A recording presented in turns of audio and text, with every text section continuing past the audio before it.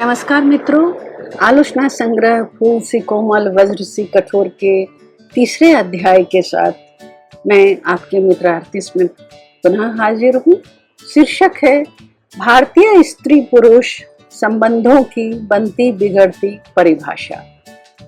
मित्रों, वर्तमान समय नए सिरे से संबंधों की परिभाषा तय करने लगा है। स्त्री पुरुष के संबंधों के बिना ना तो परिवार की कल्पना की जा सकती है ना समाज की। मानवीय संबंधों की नींव के आधार है ये युगल। अरस्तु ने राज्य को परिवार का संघ कहा था। मानव इतिहास के विकास के साथ स्त्री पुरुष के संबंधों का स्वरूप भी बदलता जा रहा है, इसलिए इसके अर्थ एवं परिभाषा में भी बदलाव आ रहा है। इन संबंधों को दो वर्गों में विभक्त किया जा सकता है: संरचनात्मक, प्रकार्यात्मक।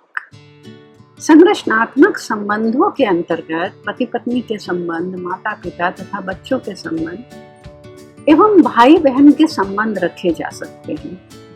प्रकार्यात्मक संबंधों के अंतर्गत पति पत्नी के यौन संबंधों का नियमन, संतान उत्पत्ति, उसका पालन पोषण, उनके शिक्षण एवं सामाजिकरण, आर्थिक, सामाजिक एवं मानसिक संरक्षण रखे जाते हैं। यहाँ कहीं भी लिव इन रिलेशन शामिल नहीं। यह भी कहा जा सकता है कि स्वस्थ परिवार एवं समाज का निर्माण उनके संरचनात्मक एवं प्रकार्यात्मक संबंधों की नींव पर संभव होना मान्य है। जहाँ तक स्त्री पुरुष के संबंधों की सार्थकता का प्रश्न है, तो यह प्रश्न निश्चय ही पिता पुत्री, भाई बहन, देवर भाभी, सास दामाद या ससुर बहू के संबंधों के प्रति मुखर नहीं है। हालांकि वर्तमान समय में रिश्तों की आड़ में जो गड़बड़ झाला है वह धीरे धीरे उजागर हो रहा है। इसे हम नैतिकता का पतन कहें या मानव में पशुता का उन्नयन, यह अलग विषय है। आमतौर पर संरचनात्मक संबंधों में विद्रूपता अपेक्षाकृत कम देखने को मिलती है। वर्तमान समय में स्त्री पुरुष सहनिवास यानी लिव इन रिलेशन संबंध बना रहे हैं और खुश हैं। इनके संबंध पूर्णतया सुविधा अनुसार स्वैच्छिक हैं। जब तक दोनों में सामंजस्यपूर्ण स्थिति रहती है वे एक साथ रहते हैं, अन्यथा अलग हो जाते हैं। ऐसे परिवारों में स्त्री पुरुष एक दूसरे पर हावी नहीं होते, ना ही समझौतावादी नीति के तहत घुट घुट कर जीवन यापन करते हैं और ना ही तलाक के लिए एक दूसरे के ऊपर छिछोरेपन से भरे इल्जाम लगाते हैं। स्त्रियों की दशा शोचनीय नहीं होती, वह शोषण मुक्त जीवन जीती हैं, किंतु पारिवारिक मूल्यों से रहित ऐसे संबंधों की दिशा आदिम समाज है। क्यों भी ये बातें सैद्धांतिक रूप में ही इतनी व्यापकता रख पाई है, इनकी बढ़ती संख्या यह सोचने पर विवश करती है कि क्या हम वाकई आदिम समाज की ओर लौट रहे हैं। दूसरी यह कि इस रिश्ते ने भ्रूण हत्या के मामले बढ़ा दिए हैं। निजी अस्पतालों के रिकॉर्ड इस बात के गवाह हैं। कारण वही, वे स्वेच्छया संबंध तो बनाते हैं किंतु दायित्व उठाना नहीं चाहते। दायित्व उठाने वालों की संख्या उंगलियों पर गिनी जाने लायक है। सर्वेक्षण बताता है कि करियर ओरिएंटेड लड़के लड़कियां या एकाकी जीने वाले कामकाजी स्त्री पुरुष जीवन में सुख तो चाहते हैं पर खुद को अतिरिक्त बोझ डालने की स्थिति में नहीं होती, या ये समझते हैं कि इससे उनके विकास मार्ग अवरुद्ध हो जाएंगे, या कहीं ना कहीं वे इस समाज के नैतिक नियमों से डरते हैं। ऐसे रिश्ते महानगरों में खुले रूप में किंतु छोटे शहरों में छिपे रूप में पनपते हैं। मित्रों, पिछले कुछ वर्षों में ऐसे रिश्तों के बीच भी जो तनावपूर्ण स्थितियां पाई गई वे आश्चर्यजनक थी, आज भी है। वो यह कि कहीं स्त्री तो कहीं पुरुष ऐसे रिश्तों में भी एक दूसरे के व्यक्तिगत जीवन, उनके निजी फैसलों में वैसे ही हस्तक्षेप करने लगे जैसा अक्सर पति पत्नी के बीच होता है। और तो और न्यायालय द्वारा ऐसे रिश्तों को मान्यता देने के साथ ही जब पुरुष की संपत्ति पर पत्नी की तरह साथ रहती स्त्री का अधिकार घोषित किया गया, तो कहीं कहीं स्थितियां और बिगड़ गई। पुरुष साथी संपत्ति में हिस्सा देने और परिवार के समक्ष सच उजागर हो जाने के भय से भाग खड़ा हुआ। कुछ ऐसे मामले सामने आए जब दोनों ने प्रेम पूर्वक साथ रहना आरंभ किया। धीरे धीरे प्रेम की जगह हठपूर्ण अधिकार ने ले लिया। नौबत घरेलू हिंसा तक आ गई। कई लड़कियों स्त्रियों ने अवसाद में आत्महत्या तक कर ली। वर्षों साथ रहने के बाद साथी का छोड़ कर जाना आज भी भारतीय स्त्रियां सह नहीं पाती। चाहे वे स्वयं को कितनी भी आधुनिक घोषित करें, कहीं ना कहीं टूटती हैं। आज भी वे जिनसे प्रेम करती हैं उनके प्रेम पर एकाधिकार समझती हैं, चाहती हैं कि साथी उनके साथ उनके प्रति पारदर्शी रहे, व्यक्तिगत कुछ भी ना हो। पुरुष साथी स्त्री संगिनी को कुछ वर्षों या कह लें कुछ महीनों के बाद ही अपनी जागीर समझने लगता है। उसके हर आचरण पर टोकना उसकी आदत में शुमार हो जाता है। नतीजन जब वे अलग होते हैं तो रिश्तों के प्रति शोक, ग्लानि और पछतावा लेकर। बहुत कम स्थलों में, हाँ मित्रों, बहुत कम स्थलों में लिव इन रिलेशन को सफल होते पाया गया। स्त्री पुरुष के मजबूत संबंधों का एक रूप प्रेमी या प्रेमिका का उभर कर आता है। भारतीय समाज पवित्र प्रेम को पूजा के समतुल्य मानता है। वह कृष्ण और राधा के प्रेम को अध्यात्म के रंग में डुबोकर उसकी महिमा का गुणगान तो करता है। शबरी के प्रेम में भक्ति का पुट मिलाकर आज भी उसकी भक्ति की दुहाई देता है। मीरा की प्रेमा भक्ति को आदर्श मानता है, किंतु वर्तमान में घटित ऐसे प्रेम को स्वीकारने से आज भी कतराता है। आज भी कभी जाति तो कभी वर्ग दो प्रेमियों की खुशियों के आड़े आता है। घर में रिश्तेदारों से मानसिक, वाचिक और कभी कभी कायिक रूप से शोषित हो रही लड़की की पीड़ा ना तो सुनी ना समझी जाती है। यही लड़की यदि अपनी पसंद से जीवन साथी तलाशती है तो आज भी देश के अधिकांश हिस्सों में उन्हें दंडित किया जाता है।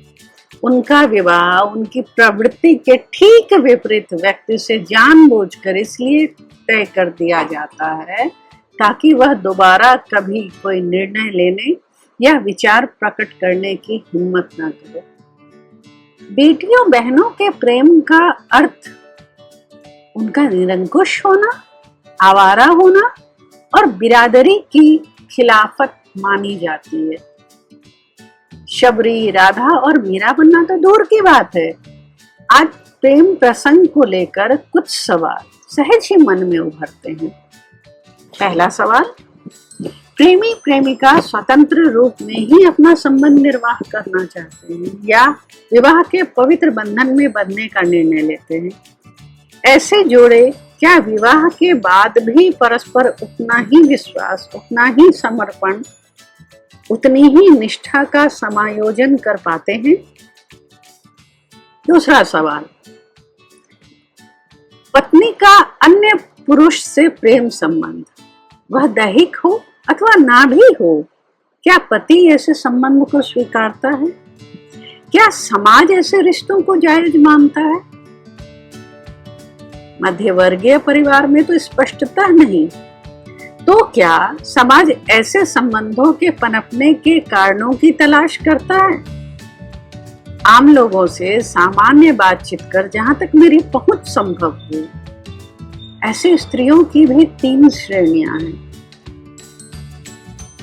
ऐसी स्त्रियां जिनके वैवाहिक जीवन में संवेदना कभी स्फूर्त हुई ही ना हो, जो इस संबंध के बोझ से दबी घुटी जा रही हो और जीने के लिए नया ऑक्सीजन ढूंढ रही हो।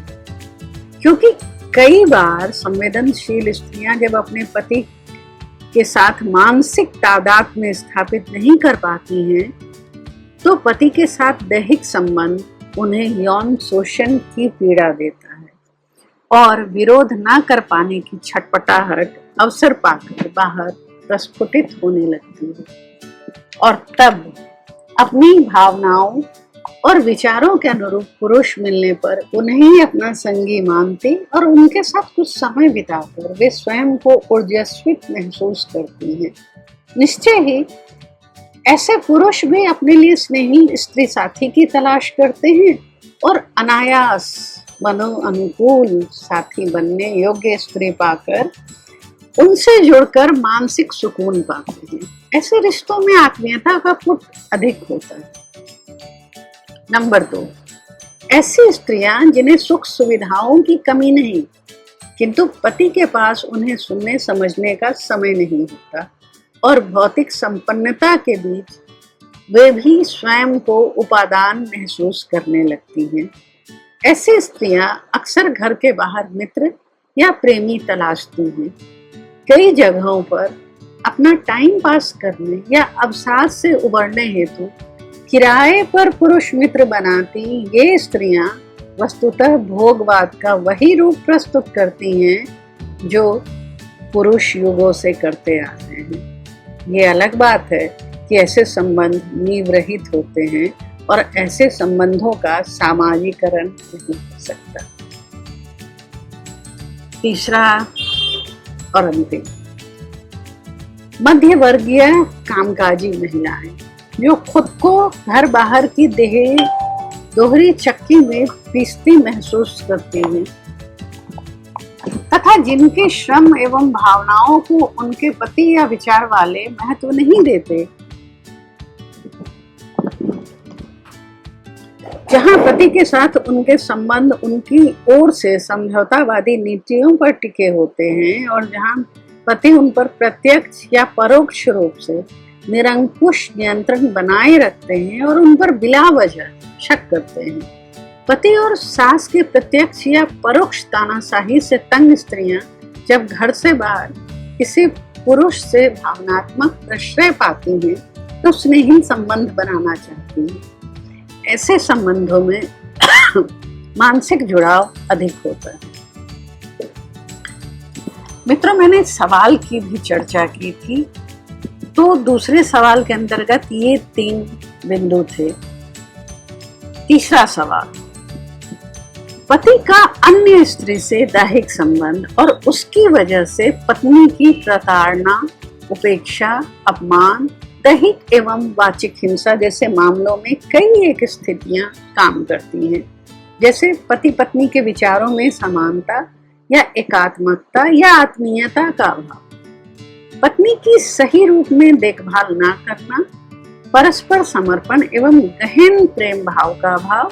इसी प्रकार पत्नी का शक्की होना, बात बात पर कलह करना, पत्नी का चयन परिवार के द्वारा खानदान या वंश की प्रतिष्ठा देखकर करना या अधिक दहेज प्राप्त करने की लालसा में या किसी अन्य तथ्यों को ध्यान में रखकर करना। ऐसे पुरुष जो अपेक्षाकृत अधिक भावुक या संवेदनशील होते हैं, वे मानसिक अव्यवस्था को नियंत्रित करने हेतु संबंध बनाते हैं। क्या हमारा समाज इन कारणों को स्वीकारता है?